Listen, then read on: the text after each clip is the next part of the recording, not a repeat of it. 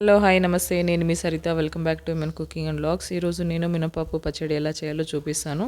So మీరు ఎప్పుడు try చేయకపోతే మాత్రం ఒకసారి కంపల్సరీ ట్రై చేయండి, టేస్ట్ చాలా బాగుంటుంది.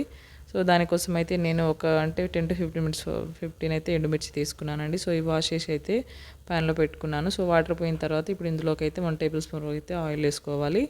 సో ఆయిల్ వేసుకొని ఇవి కాస్త ఫ్రై అయిపోయిన తర్వాత ఇందులోకి ఒక హాఫ్ టేబుల్ స్పూన్ జీలకర్ర, అలానే ఒక హాఫ్ టేబుల్ స్పూన్ అయితే ధనియాలు వేసుకోవాలండి. సో ఈ మిర్చి వచ్చేసి కారం ఉందని నేనైతే తక్కువ క్వాంటిటీ తీసుకున్నాను. సో మీరు ఎక్కువ చేయాలనుకుంటే ఎక్కువ తీసుకొని కూడా చేసుకోవచ్చు, కాకపోతే ఇంగ్రీడియంట్స్ అనేవి పెంచుకుంటే సరిపోతుంది. సో ఇలా వేసుకున్న తర్వాత ఇలా ఫ్రై అయిపోయిన తర్వాత ఇప్పుడు ఇదంతా మిక్సీ జార్లో తీసుకోవాలి. సో ఇలా తీసుకున్న తర్వాత ఇప్పుడు ఇందులోకి అదే ప్యాన్లోకి అయితే మనం ఒక పావు కప్పు వరకు అయితే మినపప్పు వేసుకుని అయితే ఇది కూడా వేయించుకోవాలండి. సో మీ దగ్గర అంటే పొట్టు మినపప్పు ఉంటే అది కూడా వేసుకోండి, అది వేసుకుంటే టేస్ట్ చాలా బాగుంటుంది. అది లేకపోతే ఇది వేసుకుని చేసుకోవచ్చు, ఇది వేసుకున్న టేస్ట్ అయితే చాలా బాగుంటుందండి.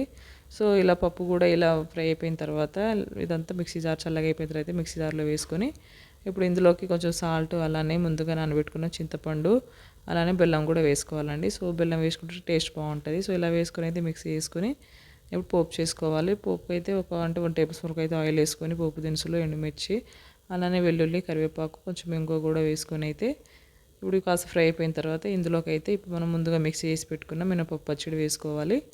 ఇలా వేసుకొని జస్ట్ 1 మినిట్ అలా కలిపేసి, అంటే కొంచెం మిక్సీ చేసేటప్పుడు కొంచెం వాటర్ పోసుకొని మిక్సీ చేసుకోండి. సో అలా చేసుకున్న తర్వాత ఇప్పుడు ఇందులోకి 1 ఆనియన్ కట్ చేసుకుని వేసుకుంటే ఇక టేస్ట్ అయితే చాలా బాగుంటుంది. సో ఎప్పుడు ట్రై చేయకపోతే మాత్రం కంపల్సరీ ట్రై చేయండి. వీడియో నచ్చితే లైక్ చేయండి, షేర్ చేయండి. మరిన్ని రెసిపీస్ కోసం నా ఛానల్ని అయితే సబ్స్క్రైబ్ చేసుకోండి. Thanks for watching.